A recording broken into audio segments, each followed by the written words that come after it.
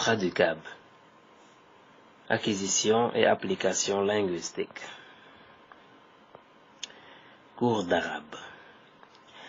Traducab classe ARB 001.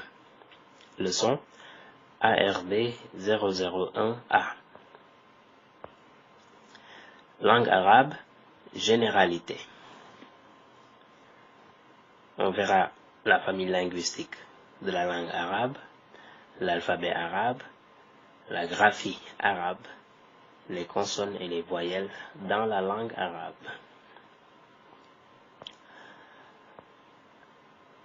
L'arabe est une langue sémitique. Une langue sémitique est une langue qui fait partie de la grande famille des langues généralement moyen-orientales ou du nord de l'Afrique, telles que l'araméen, l'hébreu, le berbère, la langue amharique qui est parlée en Éthiopie, etc. La plupart de ces langues se lisent de droite à gauche. L'arabe se lit et s'écrit de droite à gauche. Son alphabet est composé de 28 lettres, ou 29 si l'on prend en compte la lettre combinée qui se nomme lam alif. Le lam alif, en fait, c'est une lettre qui est double. Donc, il y a la première lettre qui est le lam, qui s'écrit comme ça. Ensuite, une autre lettre qui est le alif. Finalement, on l'a écrit en un trait, ça donne lam alif, comme ça. Toutes les lettres de l'alphabet arabe sont considérées comme des consonnes. Il n'y a donc pas de voyelles dans l'alphabet arabe. Il n'y a pas de voyelles. Contrairement au français où dans l'alphabet on trouvera et des consonnes et des voyelles. Dans l'alphabet arabe, toutes les lettres sont considérées comme des consonnes. Mais il y a trois lettres qui, quand elles allongent des voyelles, peuvent être appelées des voyelles longues par simplification. Ce sont les lettres alif, waw et ya.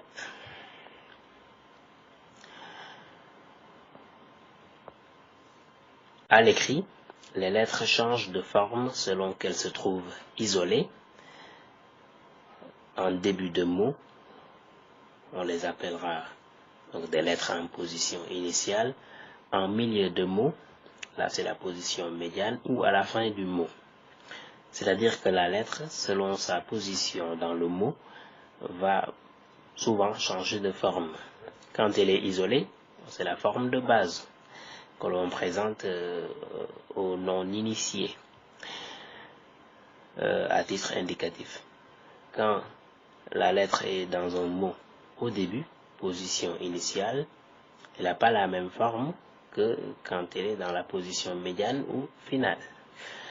Parfois elle est plus longue, parfois elle est plus petite, parfois elle perd une partie d'elle quand elle était isolée. La plupart du temps elle perd ce qu'on peut appeler la queue de la lettre. Les voyelles arabes, qu'on appelle aussi des accents, ne sont pas des lettres.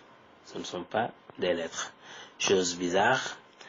Donc elles sont des signes diacritiques qui accompagnent la lettre, qui est toujours une consonne, pour produire avec elle une syllabe lisible. Des signes diacritiques, c'est juste les signes comme le point sur le i en français. Le point sur le i. Voilà, le point sur le i ne peut pas être isolé comme lettre à part entière. Il accompagne plutôt le corps du i, donc le corps principal de la lettre, pour former la lettre entière. Le corps seul peut être identifié comme la lettre, notamment quand elle est dans sa forme majuscule. On peut dire i majuscule. Mais le point seulement est appelé un signe diacritique. C'est l'exemple du accent aigu dans le E accent aigu, de l'accent chapeau, de l'accent circonflexe. L'accent chapeau, c'est la même chose. donc, ou de l'accent grave, le tréma sur le E, le I, etc.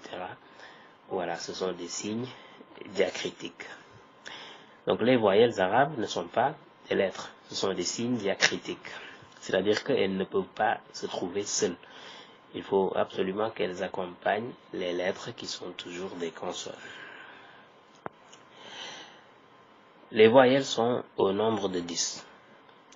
10 ou 11, si l'on prend en compte l'accentuation appelée shidda, certains disent shadda, qui résulte d'une gémination initiale de la lettre consonne. La gémination, donc, c'est le fait d'écrire 2 fois une lettre à la base, et pour produire la shidda, il se trouve que cette lettre était répétée en 2 occurrences consécutives, dont la première portait l'accent, le 4e accent qui est appelé soukoun. On le verra plus tard, Inch'Allah, dans les autres séances qui vont venir. Et la deuxième lettre, la deuxième occurrence, portait les 3 autres accents de base, soit le fatha, kasra ou dhamma. De sorte qu'on écrive la lettre une seule fois, donc il n'y a plus de gémination graphique, mais qu'on accorde à la lettre l'accent de la deuxième occurrence. Et ça fait un effet d'accentuation quand on prononce la lettre. Voilà, donc cet effet d'accentuation est représenté par ce qu'on appelle shidda. Shidda, et la plupart du temps, comme presque toujours, il est écrit comme ça. Voilà ce qui représente la lettre, le trait, et le shidda est tout le temps au-dessus de la lettre, à peu près comme ça. Voilà. Les voyelles ou accents sont classés en 3 catégories. Il y a des voyelles uniques, qu'on peut appeler aussi courtes, brèves, simples, basiques, etc. Il y a les voyelles doubles, qu'on dit aussi nasales ou nasalisées, et les voyelles longues ou voyelles allongées, selon les appellations. Pourquoi parle-t-on de voyelles uniques? Uniques parce qu'on les écrit une seule fois. On les écrit une seule fois. La graphie, ça donne un seul signe. C'est exemple, quand on a la lettre représentée par ce trait, on peut avoir la voyelle comme ça, un seul signe au-dessus de la lettre. Et là, c'est la voyelle A. Et là, c'est la voyelle I. Là, c'est la voyelle OU. Et là, c'est la voyelle AE, le soukoun. Donc, fatha, c'est celle-ci. Kasra, c'est celle-ci. Dhamma, celle-ci. Et soukoun. On dit donc unique parce qu'il n'y a qu'un seul signe. Voilà. Et dans ce cas, on les appelle des voyelles brèves. Bon, brèves sur le plan sonore, c'est que quand on les prononce, ça donne la longueur d'une seule syllabe. Voilà. A, I, O, A. Et pour ceci, on les appellera des voyelles simples, basiques, de base, etc. Il y a ensuite ce qu'on appelle des voyelles doubles. En fait, c'est les mêmes voyelles qui sont reprises, sauf qu'elles vont être doubles dans la graphie. Ça veut dire, au lieu d'écrire une seule A, une seule fatha, on écrira 2 fois, comme ça. Pour la kasra, plutôt ça c'est la kasra, le A va plutôt s'écrire comme ceci, au-dessus de la lettre. Voilà. A.